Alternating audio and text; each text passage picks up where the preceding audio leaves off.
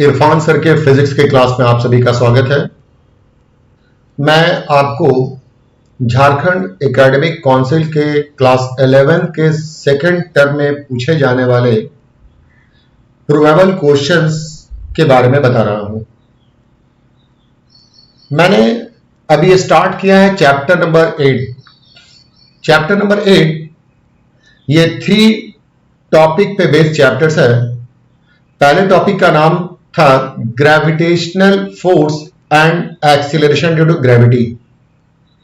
इसका जो second topic है, इस सेकंड टॉपिक का नाम है ग्रेविटेशनल फील्ड एंड पोटेंशियल। तो आज मैं आपको ग्रेविटेशनल फील्ड एंड पोटेंशियल के बारे में बताने वाला हूं। आपसे क्वेश्चन में पूछा गया है what do you mean by gravitational field. आइए समझते हैं। जब आप स्पेस में कहीं पर कोई मास रखते हैं तो ये मास अपने चारों तरफ अपना एक इफेक्ट बिखेर देता है। तो इस मास का इफेक्ट इस स्पेस पे आप जितनी दूर तक महसूस कर सकते हैं, इसी को कहा जाता है gravitational field. The space around a mass up to which the influence of mass can be experienced is called gravitational field. तो मैंने दिखा दिया, the space around a mass up to which the influence of mass can be experienced is called gravitational field. ठीक है, आइए next question की तरफ आते हैं। क्वेश्चन नंबर 2 है what is intensity of gravitational field. ये एक मास है जो अपने चारों तरफ ग्रेविटेशनल फील्ड प्रोड्यूस करता है। अलग अलग पॉइंट पर ग्रेविटेशनल फील्ड का वैल्यू अलग अलग होता है। तो स्पेस के किसी पॉइंट पर ग्रेविटेशनल फील्ड का क्या वैल्यू है, यह जानना है। तो इसके लिए आपको उस ग्रेविटेशनल फील्ड में एक यूनिट मास रख देना होगा, मतलब 1 kg का मास। तो ये मास इस यूनिट मास पर एक फोर्स लगाएगा। तो ग्रेविटेशनल फील्ड के किसी पॉइंट पर यूनिट मास पर लगने वाला फोर्स, यही इंटेंसिटी ऑफ ग्रेविटेशनल फील्ड कहलाता है। मतलब it is gravitational force experienced by unit mass if placed at a point in the gravitational field. तो gravitational field क्या है? It is gravitational force experienced by unit mass if placed at a point in the gravitational field. इस unit mass पर, इस point पर जितना force लगेगा वही इस field की intensity कहलाएगी। इंटेंसिटी ऑफ ग्रेविटेशनल फील्ड का मतलब होता है वैल्यू ऑफ ग्रेविटेशनल फील्ड। तो ग्रेविटेशनल फील्ड का वैल्यू देता है इंटेंसिटी ऑफ ग्रेविटेशनल फील्ड। आइए नेक्स्ट आते हैं। नेक्स्ट क्या लिखा हुआ है, give relation between intensity of gravitational field, gravitational force and test mass. Suppose कीजिए कि आपके पास यहां पर कोई एक मास है। ये मास ग्रेविटेशनल फील्ड प्रोड्यूस करता है। इस मास को कहा जाता है सोर्स मास। यहां से कुछ दूरी पर एक दूसरा मास रखा हुआ है। मान लिया जाए कि यह मास m है, तो इस मास को कहा जाता है टेस्ट मास। यह मास इस मास पर फोर्स लगाएगा, तो इस मास के कारण इस मास पर लगने वाले फोर्स को कहा जाता है ग्रेविटेशनल फोर्स। यह ग्रेविटेशनल फोर्स। तो आप देख रहे हैं कि m मास पर जो फोर्स लग रहा है वो F है, तो 1 मास पर जो फोर्स लगेगा वो F/m लगेगा। तो यह है gravitational force on unit mass. और यूनिट मास पर लगने वाले ग्रेविटेशनल फोर्स को कहा जाता है इंटेंसिटी ऑफ ग्रेविटेशनल फील्ड। तो इसका मतलब हुआ कि यही इंटेंसिटी ऑफ ग्रेविटेशनल फील्ड है और ये होता है F/m। तो यही रिलेशन हो जाएगा intensity of gravitational field, gravitational force and test mass. तो यहां पर लिख दिया गया I = F/m। I intensity of gravitational field है, F ग्रेविटेशनल फोर्स है और m जो है ये टेस्ट मास है। तो मैं समझता हूं कि ये बात आपको क्लियर हो गया है। आइए नेक्स्ट हम लोग आते हैं। इसके बाद लिखा हुआ है give unit and dimensional formula of intensity of gravitational field. Intensity of gravitational field का क्या यूनिट होगा और क्या डायमेंशनल फॉर्मूला होगा, ये मालूम करना है। अभी मैंने आपको बताया कि intensity of gravitational force field का फॉर्मूला था F/m।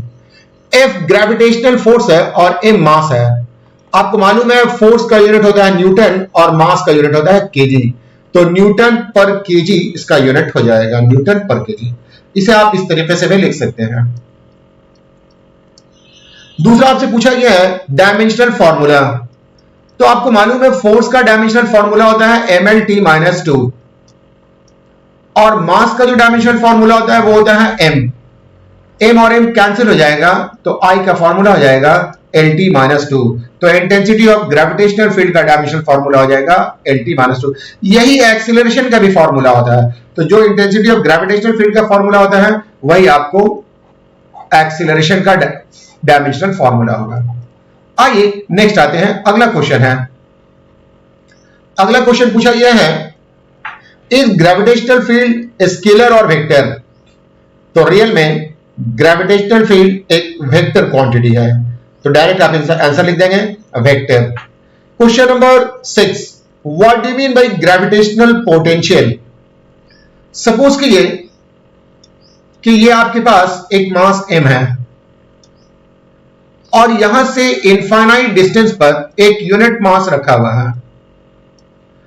तो किसी यूनिट मास को इंफिनिटी से ग्रेविटेशनल फील्ड तक लाने में वर्क करना पड़ता है। तो इंफिनिटी से यूनिट मास को ग्रेविटेशनल फील्ड के किसी पॉइंट तक लाने में जो वर्क करना पड़ता है, इसी वर्क को कहा जाता है gravitational potential. The amount of work done to bring unit मास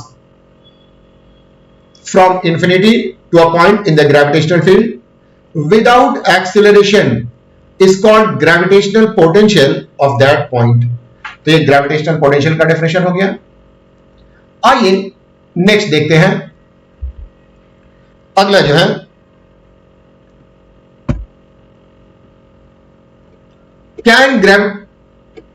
पूछा जा रहा है can gravitational potential be negative. Gravitational potential का जब आप फॉर्मूला निकालेंगे तो ये -gm डिवाइडेड बाई r होता है। आपसे पूछा गया can gravitational potential be positive, ये पॉजिटिव होना चाहिए। Can gravitational potential be positive, तो ग्रेविटेशनल पोटेंशियल हमेशा नेगेटिव होता है, ये पॉजिटिव नहीं हो सकता है। तो इसका आंसर हो जाएगा नो। आइए नेक्स्ट क्वेश्चन है इज ग्रेविटेशनल पोटेंशियल स्केलर और vector. Gravitational potential work done है और वर्क स्केलर होता है, इसलिए ग्रेविटेशनल पोटेंशियल स्केलर होगा। तो सेकंड टॉपिक से जो टोटल 1 मार्क्स के क्वेश्चन बनते हैं वो 8 क्वेश्चंस हैं, जो मैंने आपको बता दिया कि ये 8 क्वेश्चंस के क्या आंसर होंगे। नेक्स्ट आ जाएंगे 3 मार्क्स के क्वेश्चन। पहला लिखा हुआ है derive the expression for intensity of gravitational field due to isolated mass. Isolated mass के मतलब होता है सिंगल मास, अकेला मास। अगर एक सिंगल मास होगा तो इंटेंसिटी ऑफ ग्रेविटेशनल फील्ड क्या होगा ये जानना है। तो आप देखेंगे यहां पर हम लोगों ने एक मास लिया है m। ये मास ग्रेविटेशनल फील्ड प्रोड्यूस करेगा। जो मास ग्रेविटेशनल फील्ड प्रोड्यूस करता है उस मास को कहा जाएगा टेस्ट मास। तो m जो है वो आपको सोर्स मास कहलाएगा। m amount of source mass at O। r ये मास m से पॉइंट P के बीच का डिस्टेंस है, distance of point P from O। I intensity, intensity का मतलब होता है फोर्स ऑन यूनिट मास। तो आप यहां पर 1 kg का मास रख दिए, ये मास 1 kg के मास पर फोर्स लगाएगा, इसी फोर्स को कहा जाता है इंटेंसिटी। तो I है intensity of gravitational field at P। अगर m1 और m2 दो मास हो, दोनों के बीच का डिस्टेंस r हो, तो उनके लिए ग्रेविटेशनल फोर्स का जो फॉर्मूला होता है F is equal to gm1 m2 by r square. इस सिचुएशन में हमने फोर्स जो लिया है वो I है। I यूनिट मास पर लगने वाला फोर्स है जिसे इंटेंसिटी कहा जाता है। G वही है। m1 जो कि सोर्स मास है वो m है और m2 जो कि 1 kg का मास है तो ये 1 है। तो मैंने वैल्यू पुट कर दिया, F के बदले I, G m1 के बदले कैपिटल M, m2 के बदले 1। सिंप्लीफाई करेंगे तो ये आपको मिल जाएगा I is equal to gm by r square. यही है expression for intensity of gravitational field. तो इंटेंसिटी ऑफ ग्रेविटेशनल फील्ड का आपको फॉर्मूला हो जाएगा I is equal to gm by r। अब अगला क्वेश्चन आपके पास है derive the expression for gravitational potential due to isolated point mass. अगर कोई आइसोलेटेड पॉइंट मास है तो उसके कारण क्या ग्रेविटेशनल पोटेंशियल होगा ये मालूम करना है। सपोज कीजिए कि यहां पर एक मास है और यहां से कुछ डिस्टेंस पर एक पॉइंट P है, तो यहां पर पोटेंशियल मालूम करना है। यहां पर पोटेंशियल मालूम करने का अर्थ होता है कि इंफिनिटी पर एक यूनिट मास रखा हुआ है। इस यूनिट मास को इंफिनिटी से इस पॉइंट तक लाने में जो वर्क करना पड़ेगा, यही वर्क ग्रेविटेशनल पोटेंशियल कहलाता है। The amount of work done to bring unit mass from infinity to a point in the gravitational field without acceleration is called gravitational potential at that point. तो आप देखेंगे यही gravitational potential के लिए expression निकालना है।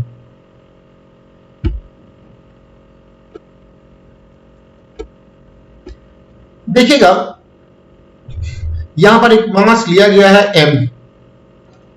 इस मास को कहा जाता है source mass. r distance of point P है from O। A source mass is m is kept at O. P is a point at distance r from O.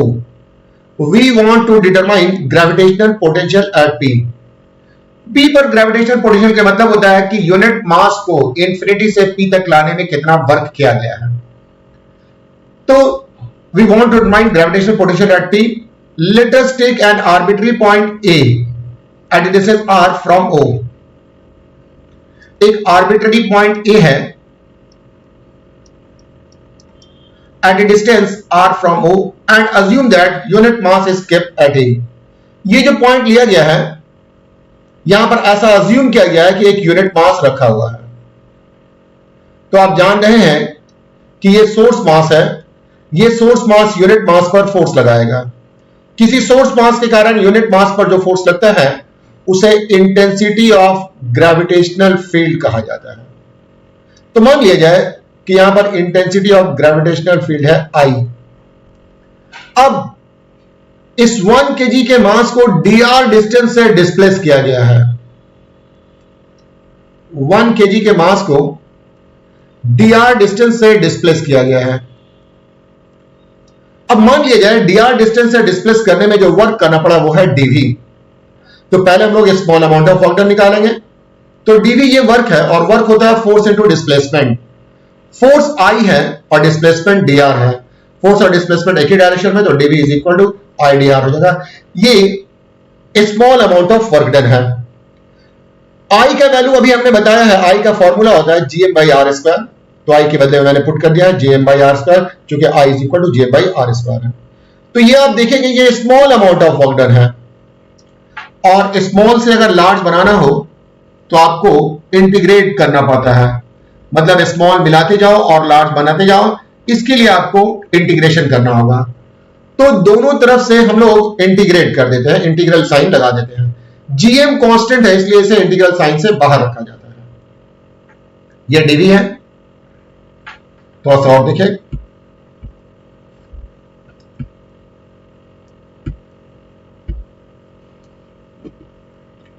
Formula आया है dv is equal to gm by r square dr।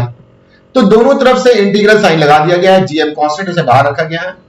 Unit mass को हम लोग start कर रहे हैं लाना infinity से, तो r का वैल्यू शुरू होता है इंफिनिटी पर और पॉइंट P तक ला रहे हैं। और पॉइंट P का डिस्टेंस आप देखेंगे, हम लोग जो यूनिट मास रखा हुआ है ये इंफिनिटी पर रखा हुआ है।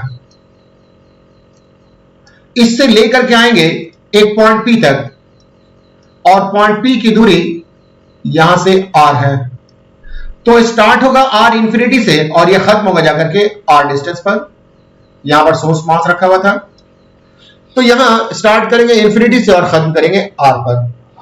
आप जानते हैं dx का इंटीग्रेशन x होता है, dy का y होता है, तो dv का इंटीग्रेशन हो जाएगा v। यहां r नीचे है और डिनोमिनेटर में कोई वेरिएबल्स हो तो उसका इंटीग्रेशन नहीं होता है, इसे न्यूमेरेटर में ले जाया जाता है। तो r पर यहां पर पावर 2 है, ऊपर ले जाएंगे तो पावर हो जाएगा -2। अब हम लोग इसको इंटीग्रेट करेंगे। हम लोग जानते हैं कि इंटीग्रेशन में जो भी पावर है उसमें 1 ऐड कर देते हैं। तो r पर पावर -2 है, इसमें 1 ऐड कर देंगे तो -1 आ जाएगा और ऐड करने के बाद जो पावर मिलेगा उसी से डिवाइड कर देते हैं। तो r पर पावर -1 है, -1 से हमने डिवाइड कर दिया।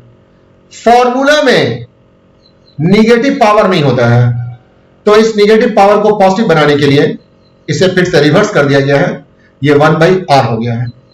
अब आप देखेंगे ये -1 वाला जो एक माइनस है वो माइनस यहां पर मैंने लिख दिया है, इस माइनस को बाहर निकाल दिया तो gm/r हो जाएगा 1/r। अब आप देखेंगे r का यहां पर दो वैल्यू है, एक कैपिटल एक r का वैल्यू कैपिटल R है और एक r का वैल्यू इंफिनिटी है। तो एक बार इस स्मॉल r के बदले में कैपिटल R पुट करेंगे और एक बार इस r के बदले में इंफिनिटी। किसी भी नंबर को इंफिनिटी से डिवाइड करने पर, किसी भी नंबर को इंफिनिटी से डिवाइड करने पर उसका वैल्यू 0 हो जाता है, मतलब 1/infinity इज इक्वल टू 0। तो ये वाला टर्म 0 हो जाएगा, तो ये आपको मिल जाएगा -gm/r। तो इस तरह से आप देखेंगे कि v का वैल्यू हो गया -gm/r। This is the expression for gravitational potential due to isolated mass. तो आइसोलेटेड मास के ग्रेविटेशनल पोटेंशियल का यही फॉर्मूला होता है। आइए इसके बाद देखते हैं, define the term gravitational potential. यहां पर एक वर्ड छूट गया है, define the term gravitational potential energy.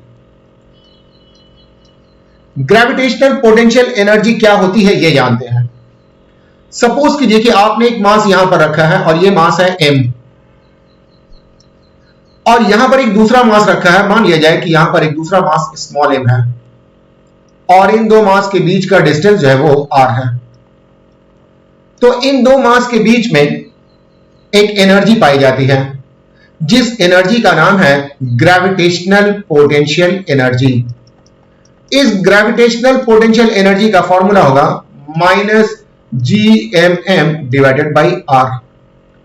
अगर आपने इस दो मास को अब r डिस्टेंस पर नहीं रखा बल्कि 2r डिस्टेंस पर रख दिया, मतलब आपने इसका कॉन्फ़िगरेशन चेंज कर दिया, पहले r डिस्टेंस पर था और अब क्या हो गया 2r डिस्टेंस पर, तो इसकी जो ग्रेविटेशनल पोटेंशियल एनर्जी होगी वो हो जाएगी -gmm/r 2r। तो आप देखेंगे जब r डिस्टेंस पर था तो ग्रेविटेशनल पोटेंशियल एनर्जी -gmm/r था, और जब 2r डिस्टेंस पर आया तो ग्रेविटेशनल पोटेंशियल एनर्जी -gmm/2r हो गया। तो ये जो एनर्जी में फर्क आ रहा है वो डिस्टेंस के कारण आ रहा है। एनर्जी में जो फर्क आ रहा है वो डिस्टेंस के कारण, जब r डिस्टेंस पर रहता है तो r से डिवाइड करते हैं, 2r डिस्टेंस पर रहता है तो 2r से डिवाइड करते हैं। तो इस डिस्टेंस के कारण फर्क आ रहा है, इसको कॉन्फ़िगरेशन या अरेंजमेंट कहते हैं। तो अगर सिस्टम ऑफ पार्टिकल्स के पास अरेंजमेंट के कारण जो एनर्जी होती है, इस एनर्जी को कहा जाता है gravitational potential energy. The energy of system of particles due to arrangement of particle with in the system is called gravitational potential energy. आप देखेंगे यहां पर डिफाइन नहीं किया गया है ग्रेविटेशनल पोटेंशियल एनर्जी को। Define the term gravitational potential energy, आइए मैं डिफाइन कर देता हूं। The energy of system of particles, of system of particles, of particles due to arrangement of particles, arrangement of particles within the system,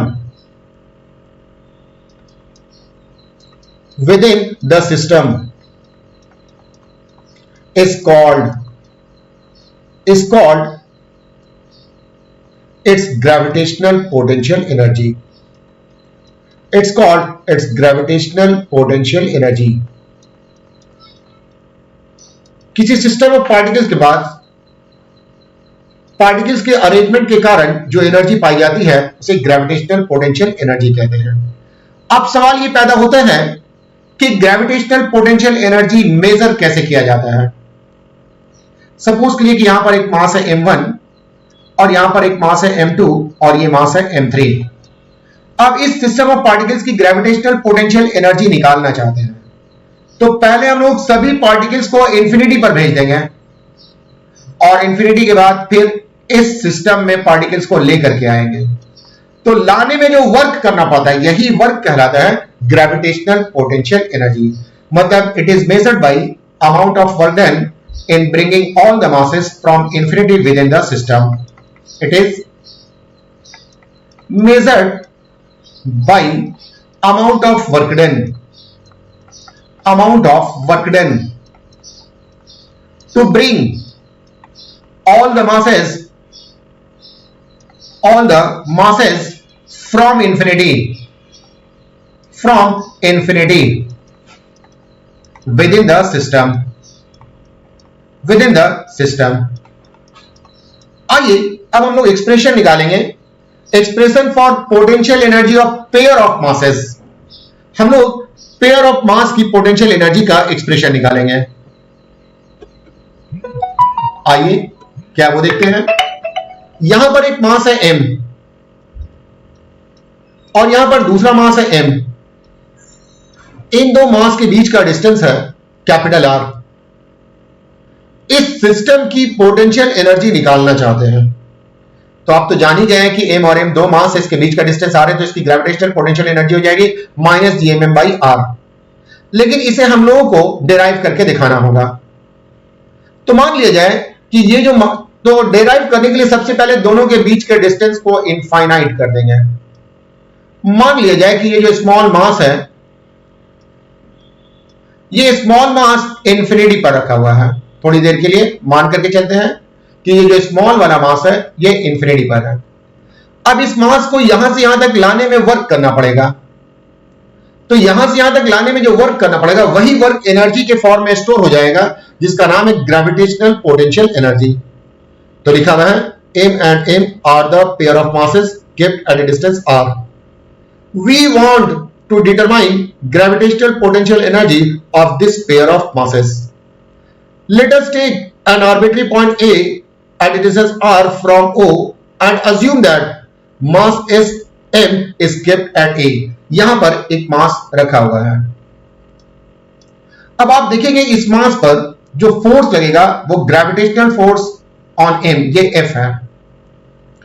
इस मास को एक छोटे से डिस्टेंस से डिस्प्लेस किया गया है। मान लिया जाए कि dr से डिस्प्लेस किया गया है, तो dr से डिस्प्लेस करने में जो वर्क करना पड़ा वो dw है। तो वर्क का फॉर्मूला आप जानते हैं, dw small amount of work done to displace mass m by dr। Work done का फॉर्मूला होता है फोर्स इनटू डिस्प्लेसमेंट।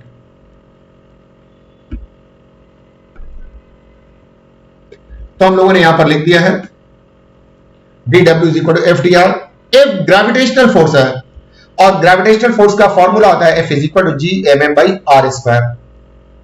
तो आपने देख लिया, F के बदले में gmm/r square कर दिया है। ये small amount of work done है और स्मॉल से लार्ज बनाने के लिए इंटीग्रेट करना होगा, तो दोनों तरफ हम लोग इंटीग्रेट कर देते हैं, इंटीग्रल साइन लगा देते हैं।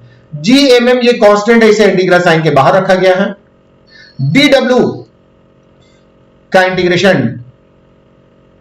ये dw, ये इंटीग्रेट कर रहे हैं इस मास को हम लोग कहां से ला रहे हैं, तो इस मास को इंफिनिटी से ला रहे हैं। कहां तक ला रहे हैं? r तक।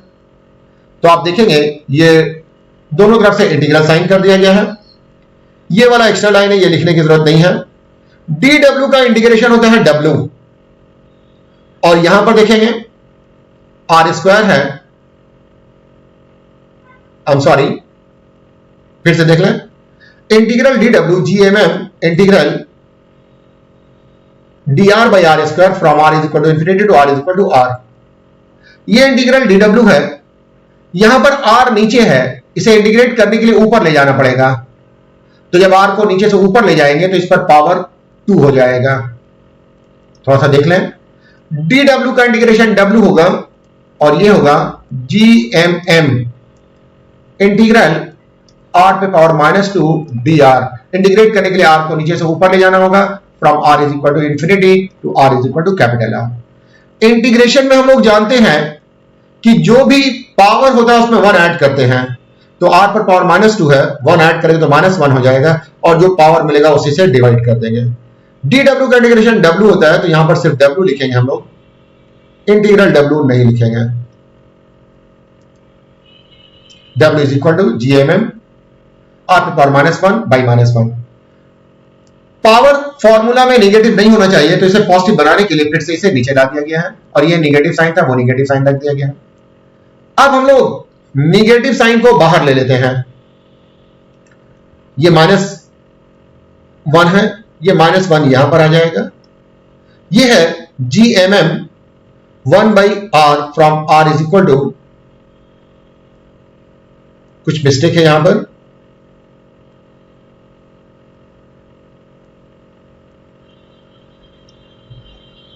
आइए इसको हम अलग से कर देते हैं। यहां पे आप W is equal to -GMM, ये 1/r हो जाएगा। r का एक वैल्यू इंफिनिटी है और एक वैल्यू कैपिटल R है। अब इस बार स्मॉल r के बदले में एक बार कैपिटल R पुट करेंगे और एक बार इंफिनिटी पुट करेंगे। तो ये अगर W is equal to -GMM 1/r और -1/इंफिनिटी, किसी भी नंबर को इंफिनिटी से डिवाइड करने पर उसका वैल्यू 0 हो जाता है, नतीजा ये 0 हो जाएगा और ये आपको मिलेगा W is equal to -GMM divided by R। इस चीज को छोड़ दें तो ये वर्क डन है। अगर एक कैपिटल मास M और एक स्मॉल मास m ये इंफिनिटी पर हो, इन दोनों को r डिस्टेंस तक लाने में जो वर्क करना पड़ता है वो यही वर्क है। This is the amount of work done to bring pair of masses m and m from infinity to a distance r।